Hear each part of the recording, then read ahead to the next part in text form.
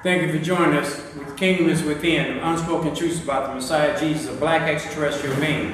I thank you for joining us. I know you had a lot of things you could have been doing, but you decided to tune into this program, and we're going to make it worth your while. What we're doing is we're giving information that's based on truth and facts. We have to put this information out because it's a very critical time that we have. Our people are in trouble, and nobody seems to know. Nobody seems to really care. And all we want to do is play around and play games and go to games and watch games and do all kind of nonsense, entertainment and all this kind of nonsense to keep us away from what they're doing.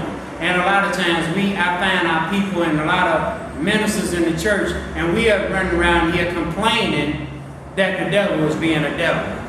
Like my little young granddaughter did to her sister, the devil is going to be a devil. We've been a devil for 400 years, and we run around here complaining that the devil is being a devil. So we are putting this program out, and we're giving information because it's time for us to stop telling this story about Jesus died for our sins. This is the #1 problem in our community, and I'm going to share with you some things that will make your light bulb come off, to make you click, for you to say, you know what, this is starting to make sense. I know it sounds redundant. I say things that may sound redundant, but after 400 years of mental conditioning, after 400 years of indoctrination, it takes redundancy to say something over and over and over to get the point. Just like my mother, my grandmother, they heard me say this for years, and it just did not penetrate for quite a while. So that's why I'm being redundant in the things that I say, so it can come through, so it can get through. And I don't know what it's going to take, so I try to say it in different ways. With intellectuals, you have to kind of be nice about the way you say things.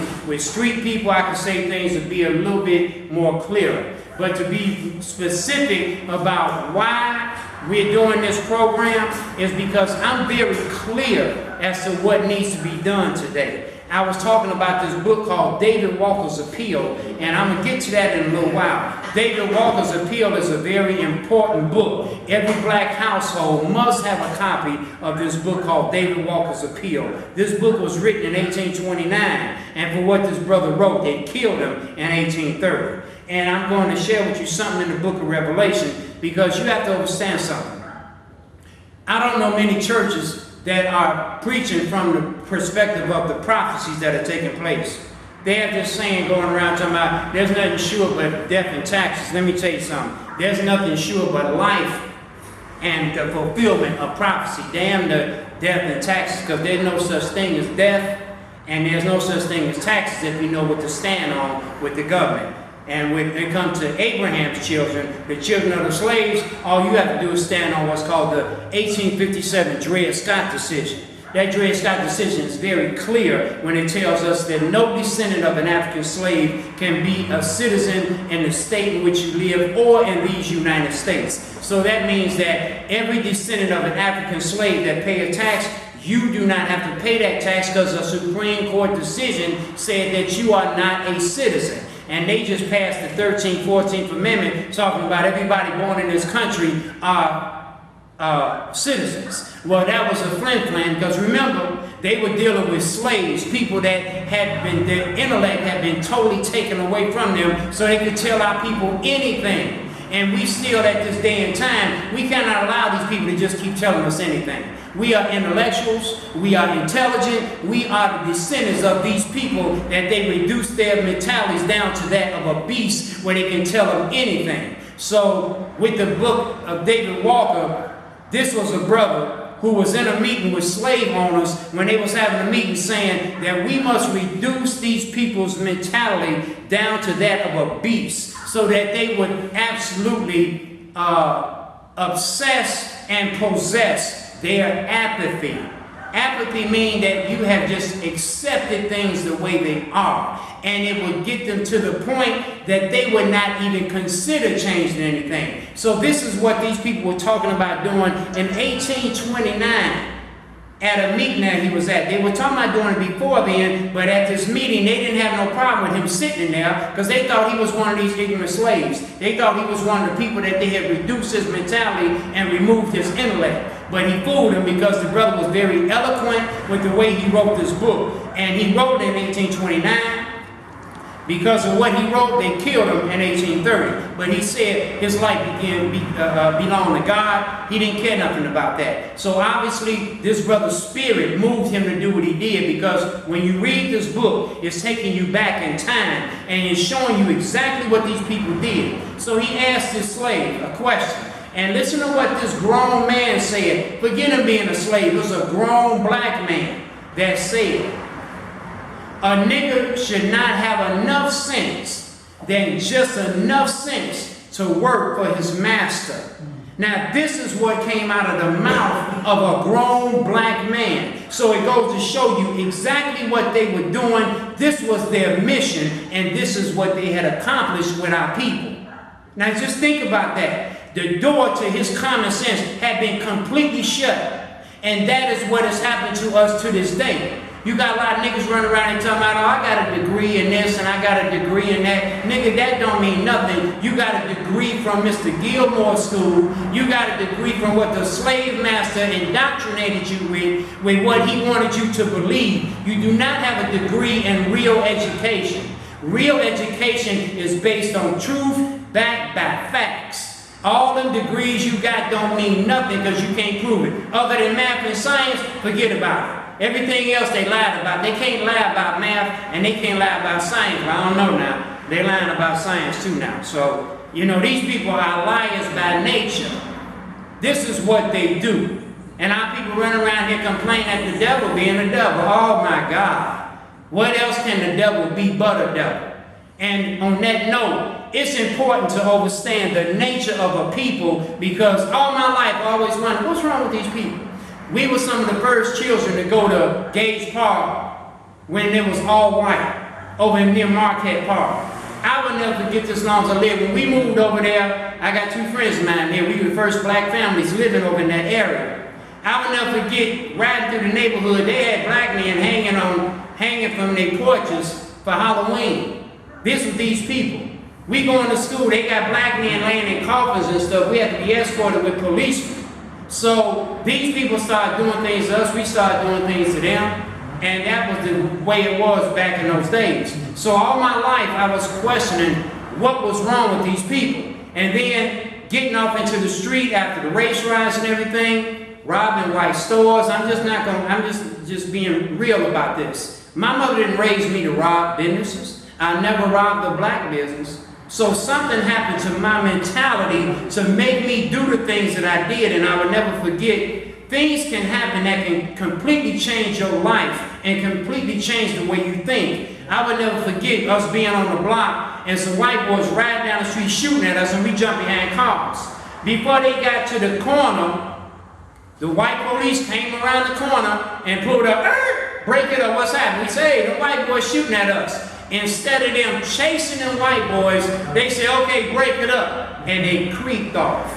At 15 years old, this changed my whole state of mind. I was like, oh, we can't trust them. So what I'm saying is that this one incident changed my whole mentality and took me into another level of thinking. So being from that type of environment, I can honestly say that it prepared me for the type of man that I had to be when dealing with white folks. After getting out of the penitentiary, out of Stateville in 81, I was self-employed. I've been self-employed 30 years, man, training brothers, getting them out of gangs and out of the drug game, teaching them construction, giving them an alternative way to think, an alternative way to earn a living. So down in Atlanta, when we moved to Atlanta, I remember being down there, and the white builders would say, well, you know, we pay you when we feel like it. Whoa, wait a minute, what did you say? So my background prepared me for the type of man that I had to be with these white folks. They do not respect no niggas that be bowing their head and kowtowing to them and singing and dancing. I ain't no singing and dancing kind of nigga. So when they tell me something like that, I was the type of brother, I'm confrontational anyway. So when they say that to me, it was a whole nother ball game. For instance, give you an example. When I got to Atlanta, them white folks treat niggas down there like we were still on the plantation. Because I had a lot of deals to say, well, Mack, where you from? And I wondered why would so many of them keep asking me that and asking me that. And it dawned on me, oh, because they're not used to niggas talking to them like that. And give you an example. One builder told me, he said, well, I'm going to pay you when I feel like it. I said, hold it, partner, let me do me a favor. He said, what? I said, I need you to take down my name. I need you to take down my social security number and my birthday. He said, what do I need this for? I said, I want you to call the Chicago Police Department and tell them the facts you over the profile of this character. I said, when you get that profile, you think about if you want to say that to me again or not. You don't know nothing about me. I said, now I'm coming to your house to get my check, and you better have it when I get there. He said, no, meet me at the gas station. But see, this is what I'm saying. You have to talk to these people a certain kind of way.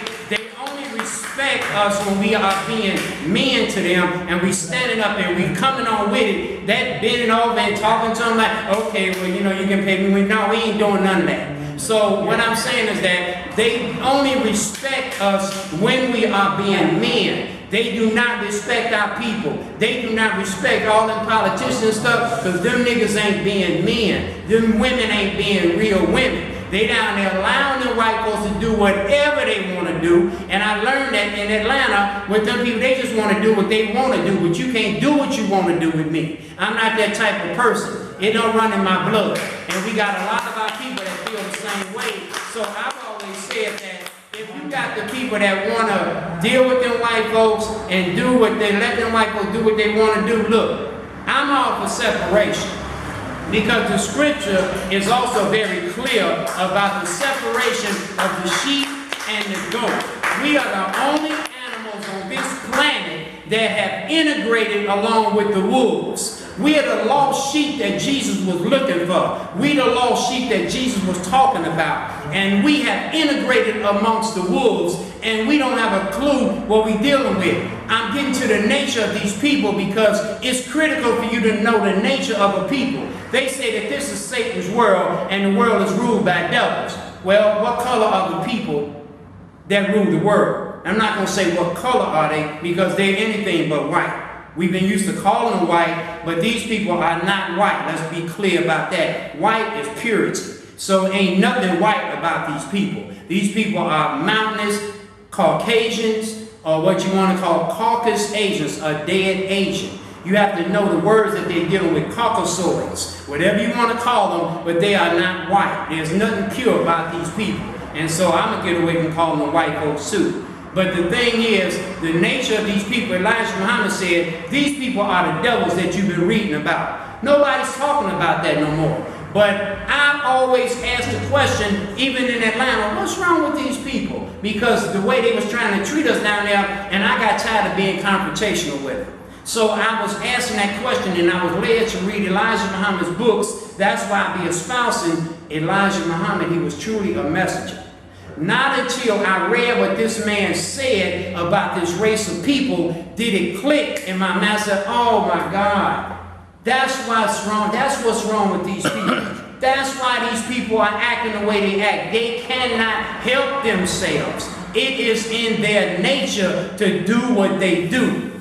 And I'm explaining that. Knowing the nature of a people, you can deal with them accordingly. It's like a woman having a man that she thinks is a virtuous man, but he is a hoe and he ain't turning down nothing but his shirt collar. It's like a man having a woman that he thinks is a virtuous woman, but she's really a hoe undercover, and she's throwing it out there left and right out of both draw legs. But the point is, when you know the nature of this person, now you can deal with that person according to their nature. You can deal with them accordingly. You're not dealing with them in one way because you're thinking about them one way. You know exactly who you're dealing with, and you know exactly how to deal with them. That's why it's important for us to know the nature of these Caucasians so we can know exactly how to deal with them. And nobody's talking about these people are the devils you've been reading about. These big people are the devils that you're reading about. The book, Malachi wrote this book, this brother I've been talking about. This brother here has come to the planet. This brother has not just been born, this brother has been sent. You have those of us on the planet that are born, then you have those that have been sent to us. Elijah was a brother who had been sent. In the book of Malachi, it said, before that dreadful day of the Lord, I will first send you Elijah. In the Jewish stores, they sell these cups for Elijah. In Jewish households, they have their table set, and they have an empty seat for a seat and a plate for Elijah. They are expecting Elijah to return, but what they don't get is that Elijah had been here and gone. Elijah was Elijah Muhammad, who came here before that dreadful day of the Lord. And when Martin Luther King went to meet with Elijah, when he came to Chicago, and listen to this, Dr. King said, out of all the places I've been, Georgia, Alabama, Tennessee, Mississippi, Louisiana, he said, I didn't witness real racism till I came to Chicago. Now listen to that. While we thinking the devils are down in the south, no, the real devils are up here in the north, because they smiling in our faces and they doing things behind our backs. I prefer to deal with the white racists that I know what you are. I prefer to deal with them like the Ku Klux Klan. I ain't got no problem with the Klan. I know how they feel, no problem. I can deal with them accordingly because you know their nature. It's these devils up here in Chicago that's running through our neighborhoods and smiling in our faces and doing these things behind our backs. Prior to they called the Civil Rights Act, they gave us the Civil Rights Act, the Voting Rights Bill. Prior to that, these people was doing things out in the open. They were doing things overtly. Now, when they passed these laws and bills, now they went covert. They went from doing things in the open to doing things behind closed doors. This is important. Why did they have to give us the Civil Rights Bill? Why did they have to give us the Voting Rights Act? Because we are not citizens, and we have to acknowledge that. Ain't nobody else have to have no damn Civil Rights Bill and no Voting Rights Act, and then they got to go back and look at it all over again every period of time. Now, don't that tell you something? Back to the man in the David Walker's appeal. A nigga ought not have enough sense, but enough sense to work for his master. And that's the kind of sense that we still got to this day. Because the door to that man's common sense had been completely shut. And the door to our common sense had been completely shut. There's only a few of us who have went through their schools, and I always wondered why I couldn't get through their school. I just couldn't get it. And I used to think there was something inadequate about me until I was the only black in the history class at Gage Park, and I was the only black that got 100 on the history test. So I was the only one in that room that did it, and all the white kids were looking at me, and I knew then that I said, no, I know ain't nothing wrong with me, I just can't get with this educational system. There's something about me that's not supposed to get into this system, so I just dropped out of school. Damn this shit. I'm just being honest. So the bottom line is that I'm glad I did, because the door to my common sense was never closed. I always ask questions, and I know if I even went to college, I'd have been the one that they put out the class anyway, because I'd have been the older teacher. That shit don't make no sense. I don't give a damn what you're talking about. If it don't make no sense, it don't make no sense. And that's what we have to do. We have to be the ones who start questioning these things. We ain't questioning nothing. And then when you come into their class, they want to sit up here and say, you a troublemaker. What made me a troublemaker? Because I'm asking questions. Just like if I was going to a theologian school, and they sit up and try to tell me that, God sent his son down here, and we beat on him, and we kicked him in the ass, and we jumped on him, and we spit on him, and we killed God's son. Hold it. Houston, we got a problem. See, I'd have been the troublemaker in that class, because you are not getting ready to convince me that you killed God's son. That is not going to take place. Now, where did we get that story from? We got that story on the plantation. And you got to know, everybody talking about, well, we're Baptists, and we're Methodists, and we're this, and we're that. No. You all are factions of the Catholic Church. Why? Because you all are still telling the Catholic story. That story came from the Catholic Church. And then the split between the Catholics and the Protestants was, in the earlier times, maybe 1500s, Martin Luther and his people were protesting the Catholic Church.